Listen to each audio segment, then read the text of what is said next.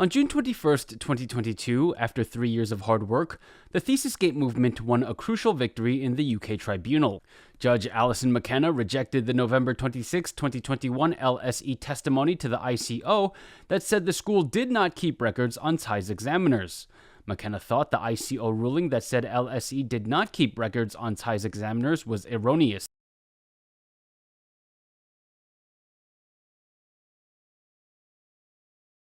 LSE had 28 days from the time of McKenna's ruling to give Richardson the information he requested through the FOIA inquiry. That deadline passed on July 19, 2022. That means LSE should have made TSE's examiners and Viva date public by now. Judge McKenna's ruling is the most straightforward handling of any ThesisGate matter we've seen so far. Her ruling takes the mystery of TSE's education head-on and has surely rattled LSE, the University of London, and the ICO.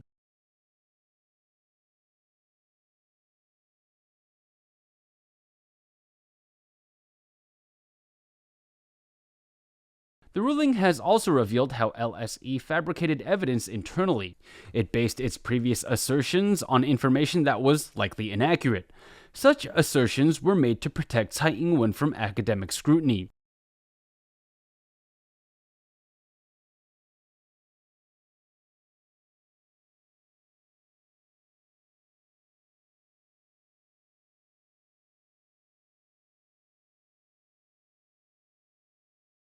LSE and University of London.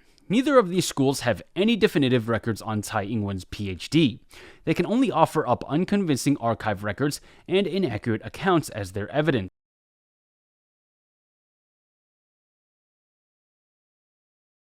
It doesn't matter that ThesisGate has entered the courts in Taiwan. The wrongdoers continue to blatantly forge evidence and records in a bid to rewrite history.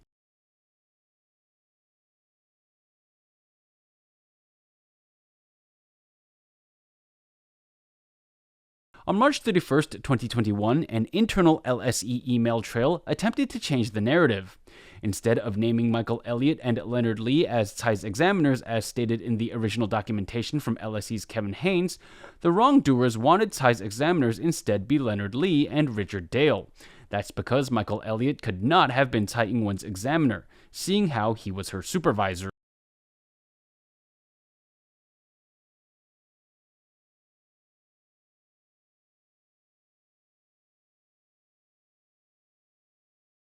Alison McKenna is forcing the wrongdoers' hands. Time will reveal that the fraudulent information presented so far has all been Tsai Ing-wen's orchestrations.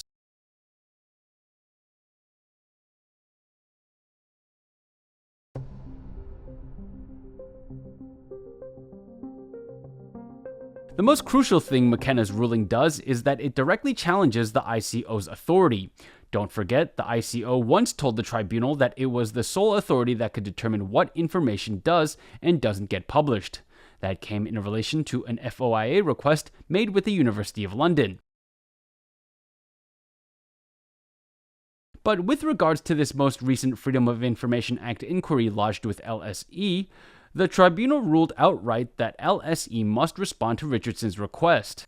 The tribunal went one step further and called out the ICO, saying that its conclusion that TSE's records were at the University of London was erroneous. The courts ruled that the information Richardson requested was indeed kept at LSE.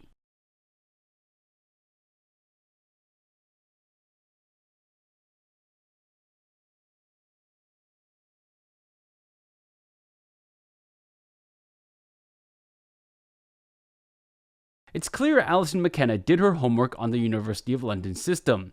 She does not believe the ICO's false rulings, unlike the other judges in other tribunals who took the ICO at its word.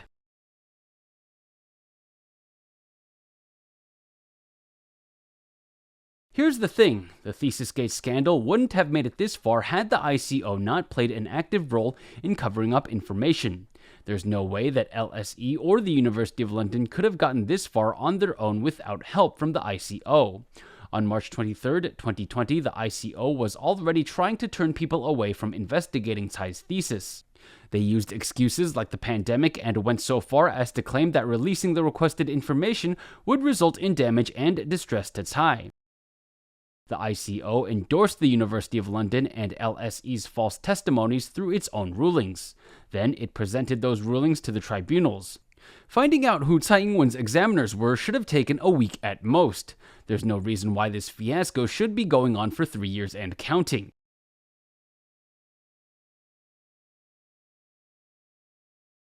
A key actor here is former Information Commissioner Elizabeth Denham.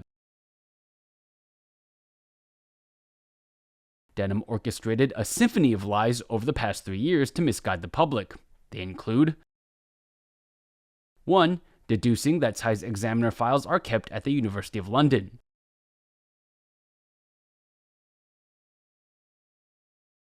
2. Agreeing with school testimony that the University of London has Tsai's Viva report and records of her thesis being published. 3. That Tsai's thesis had been lost or misplaced sometime between the 1980s and 2010s due to library restructuring. 4. Agreeing that Tsai's examiners' names were part of Tsai's private and personal information, therefore refusing to publish them. 5. Bringing up a questionable bundle of closed documents and presenting them to the courts as proof of Tsai's degree. This entire debacle has created an interesting dynamic where the schools are at the mercy of the ICO.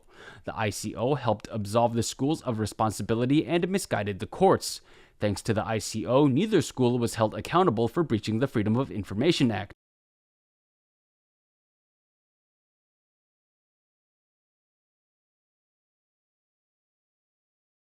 When Elizabeth Denham left her post at the end of 2021, LSE's top brass began jumping ship. They admitted that the school did not have Tsai's records because Denham was no longer there to protect the school. The University of London's new information manager, Susie Merriweather, also said on WhatDoTheyKnow.com in January 2022 that the University of London did not hold Tsai Ing-wen's records.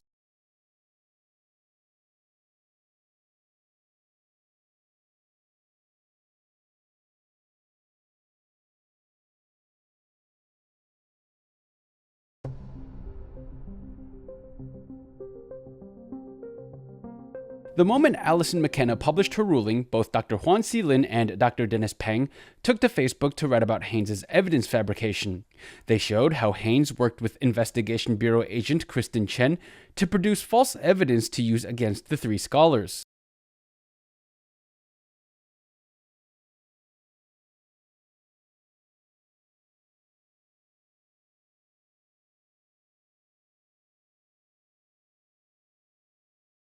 Why Peng and Lin zeroed in on Haynes' fabricated evidence. Back in 2020, Michael Richardson lodged an FOIA inquiry with the University of London. The ICO utilized various methods to give Richardson a hard time, including claiming that he could not lodge an inquiry because he was not a UK citizen.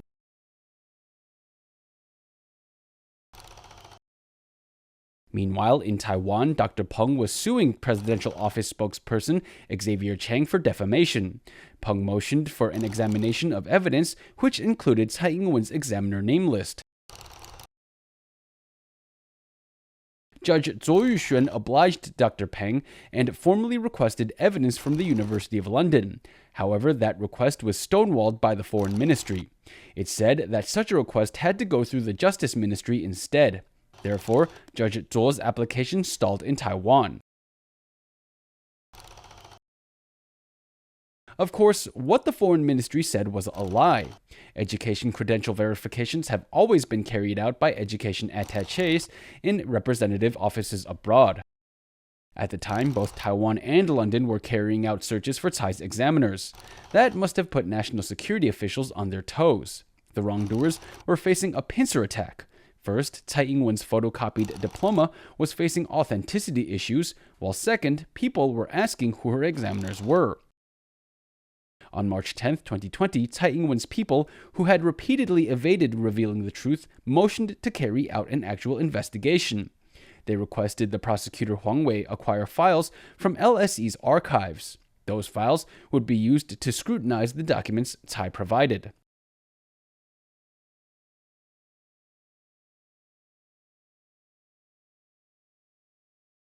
This initial move was made to lend credence to Tsai's photocopies.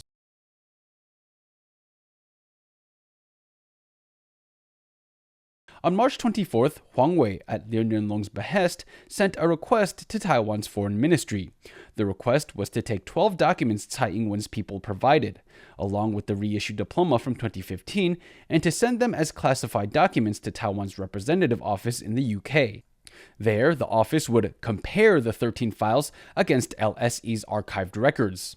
Such a method is not consistent with normal education verifying protocols. Under normal circumstances, the files Tsai gave should be sent to the representative office. The office should take Tsai's files and then request corroborating evidence directly from the schools.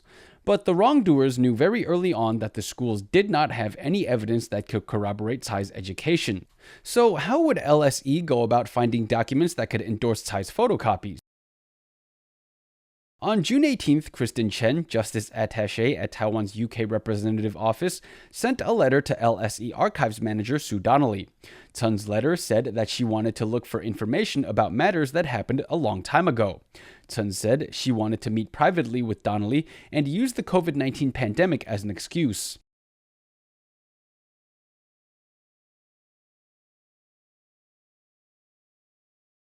On June 24th, the UK Representative Office then made a request to LSE's Kevin Haynes for documents pertaining to the case. Why would Kristen Chen want to meet with an LSE archives official if not to plant documents there? Why didn't the UK Representative Office reach out to Kevin Haynes outright? Most interestingly, what business did a UK office's justice attaché have handling matters that should have been handled by education specialists? We should point out that the justice attaché wasn't established until 2018.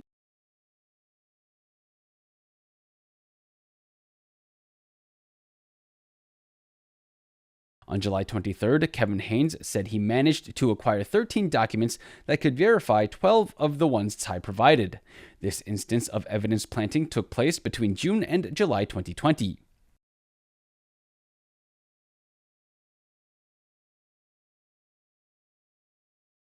This evidence planting gave Huang Wei the false pretenses he needed to indict Dr. Dennis Pang. There is a second instance of evidence planting that took place between November and December 2020, the purpose of which was to make it seem like Tsai had examiners. At the time, Judge Zhou Yuxuan was still hearing Xavier Cheng's defamation case. Requests to acquire evidence in that case were constantly hindered by the foreign ministry. But after realizing that Huang Wei obtained evidence from Kevin Haynes, Judge Zhou used the same mechanisms to obtain further information.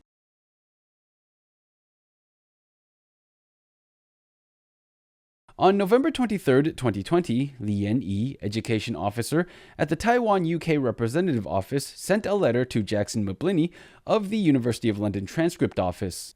Li also sent a letter to Kevin Haynes asking for 10 items Dr. Pang was asking for.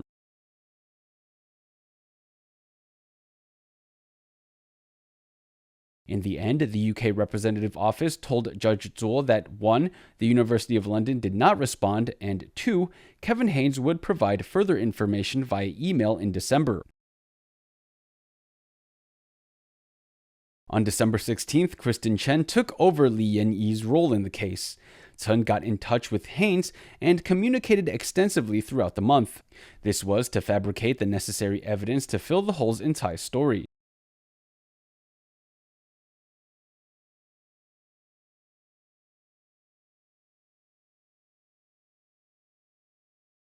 Shortly after, Kevin Haynes unearthed the 278-page records that supposedly documented Tsai Ing-wen's time as a student. Page 74 and 75 of those files indicated that Michael Elliott and Leonard Lee were Tsai's examiners. This was the second instance of evidence planting.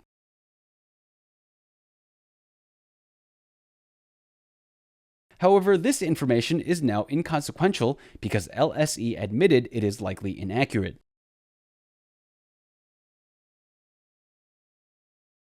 Investigation Bureau agent Kristen Chen organized 2 instances of evidence planting. She is another key conspirator in this ThesisGate mystery.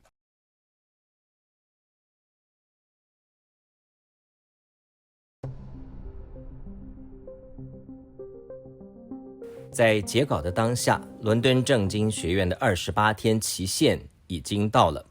伦敦政经学院势必要处理 Kevin Hans 所提出来的偶然取得的资料以及不精确的这些法律的证词。我们可以先大胆的推测，可能有几种情况。第一种情形就是面对丑闻，伦敦政经学院已经无法抽身，干脆来个一不做二不休，加大力度替蔡英文掩护，舍弃原本高层的决议，改口说持有蔡英文的口试委员相关记录，并且再一次的制造假证据，欺骗法庭。第二种情况是舍弃 Kevin Hans 的证词，维持原来伦敦政经学院董事会跳船的决定，坦诚没有持有蔡英文口试委员的相关记录。但是这么做也等于给了蔡英文犯罪集团一刀毙命的最后一击。第三种情况就是伦敦政经学院又搬出新的借口，口头承认应该或许持有蔡英文的口试委员的记录，只是因为记录久远，文件遗失，需要更多的时间去把它找出来，同时同步观察蔡英文政权的稳定性，然后且战且走。但是无论是哪一种情况，调查团体都已经想好了对应的方案。让我们先卖个关子，但是就像前面所说的，伦敦政经学院与伦敦大学敢如此大胆的违反常识，拒绝了 FOIA 的请求，前提是必须要有资讯长官 ICO 的协助。 Elizabeth Denham 干了5年的 ICO 的主委，或许可以甩甩衣袖一走了之，但是2022年才刚新上任的主委 John Edwards， 他敢用自己的任期跟蔡英文的任期赌一把吗？ LSE's tribunal-mandated 28-day deadline is up. LSE has not responded, but we know they can't respond because they have nothing to respond with. On July 21st, 2022, Michael Richardson lodged a complaint with the tribunal informing that LSE had not yet complied with McKenna's order. The complaint said, 1. On June 21st, 2022, Judge Alison McKenna found that Decision Notice IC 109451-SIM2, dated 26th of November 2021, was erroneous and that information within the scope of the information request is held by the LSE. 2. The tribunal ordered that the LSE must, within 28 days, issue a fresh response to the appellant's original information request that confirms that the information requested is in their possession and either disclose it or formally claim any exemptions to its disclosure. 3. The appellant has not received any response from the LSE or respondent. 4. 28 days have elapsed since the tribunal's order. And 5. The LSE is in non-compliance with the tribunal order. Richardson's complaint has backed LSE into a corner. Just as Dr. Juan Seelan said, this scandal is in the endgame. The truth is about to come out.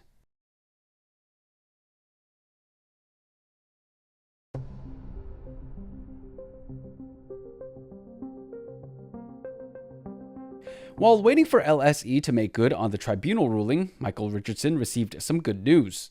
Previously, the University of London provided Richardson with a copy of school rules for the 1983 to 1984 academic year. However, the copy the university provided was missing 11 crucial pages.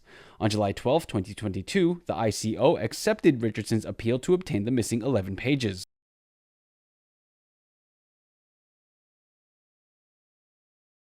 When confronted about the content of the missing pages, University of London Information Officer Emily Briggs simply had this to say.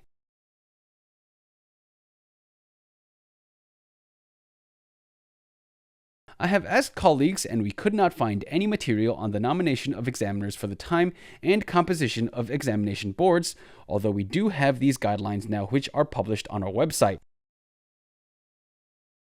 How many examiners did Tsai have, and how many copies of her thesis were published? How is it possible that a school can't even get its examiner nomination process straight? How is this not the University of London covering for Tsai Ing-wen?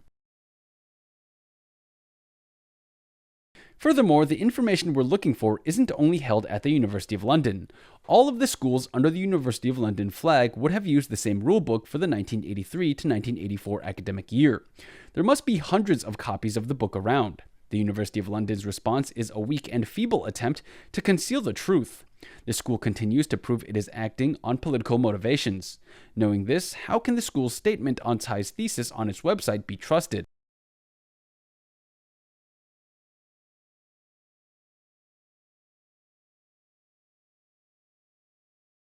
The success of this appeal shows us new Information Commissioner John Edwards' attitude towards ThesisGate. He has no tolerance for hiding the truth. LSE and the University of London acted so brashly because Elizabeth Denham backed the schools.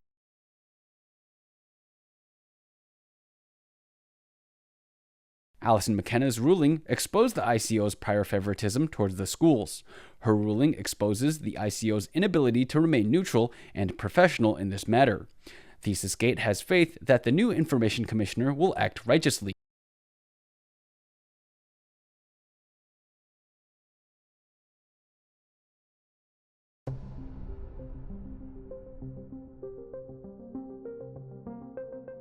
The appeal hearing for Michael Richardson's case in the UK's High Court is scheduled to take place on August 31st, 2022. Judge Mark West will hear the case.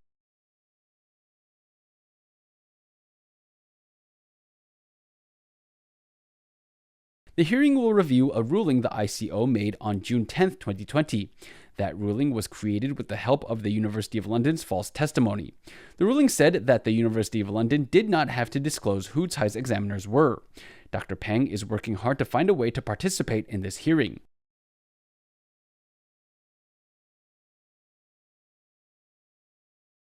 It's clear Alison McKenna set into motion a series of events that will have far-reaching consequences. Most crucially, the High Court hearing will be recorded. The video will be put out for the media to scrutinize and pick apart. No doubt the hearing will bring some ugly truths to the surface.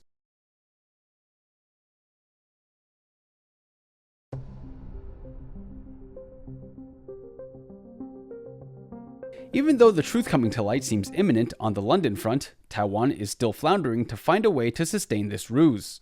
On June 10, 2022, the case before Judge Zhang Yonghui saw a sloppily handled hearing. Lawyers Li Zhenghua and Jim Chang withdrew from that hearing after Judge Zhang refused to recuse herself. On July 11th, the Taipei District Court also did not see a reason to recuse Judge Zhang.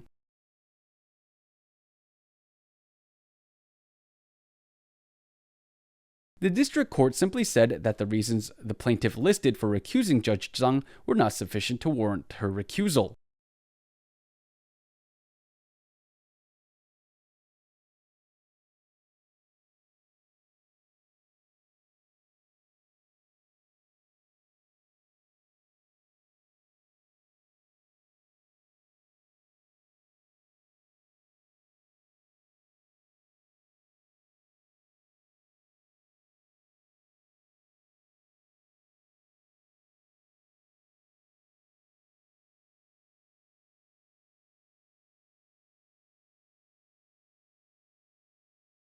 What's laughable is that Judge Zhang already heard this case once. Her decision was overturned by Taiwan's High Court and sent back to the district level. Taipei District Court still sees no reason why it's wrong for Judge Zhang to continue hearing this case.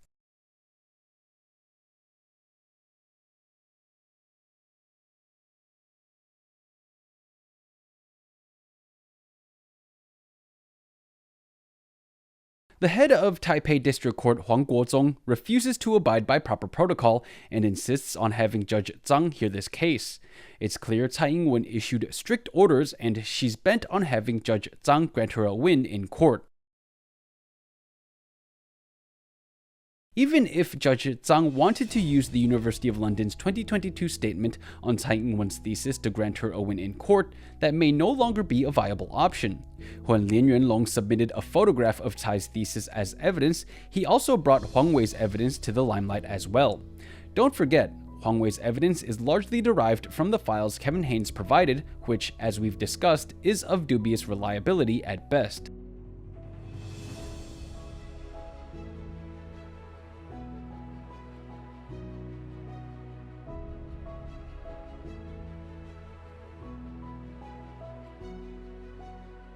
Let's take a step back. Even with Kevin Haynes' files, authorities are hesitant to do any deep examination into the 3 different versions of Tsai's diploma. So how will Judge Zhang spin a decision in Tsai's favor?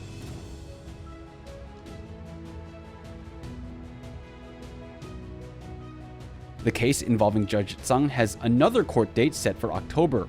At stake is the outcome of several legal cases between Tsai Ing-wen and Dr. Dennis Pang. There's no way Judge Zhang will yield even an inch to Dr. Pang. But there's still room to observe. Since things are heating up so dramatically in London, the University of London can't confirm where Tsai's thesis is. The identities of Tsai's examiners is an even bigger mystery. How will Judge Zhang Yonghui rule on a case that is so clearly not in Tsai's favor? This will all be documented in Evils' history.